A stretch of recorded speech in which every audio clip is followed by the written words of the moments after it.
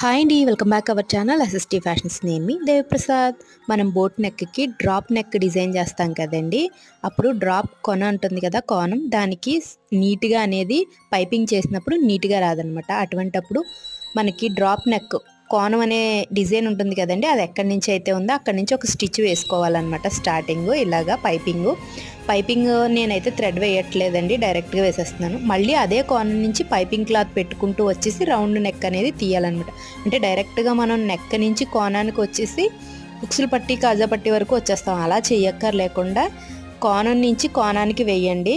తర్వాత మళ్ళీ నేను ఇలా వీడియోలో చూపిస్తున్నట్లుగా ఎలా అయితే ఉందో అలా వేయడం వల్ల ఇలా డ్రాప్ నెక్ అనేది చాలా నీట్గా వస్తుంది అనమాట. చాలా నీట్గా, చాలా పర్ఫెక్ట్గా వస్తుంది. మనమైతే నార్మల్గా అలా చెయ్యం కదా. ఇలా ఒకసారి ట్రై చేసి చూడండి. నెక్ అనేది చాలా నీట్గా వస్తుంది. చూడండి, మన వీడియోలో కనిపిస్తుంది కదా, ఇలా చాలా నీట్గా వస్తుంది అనమాట. వీడియో నచ్చితే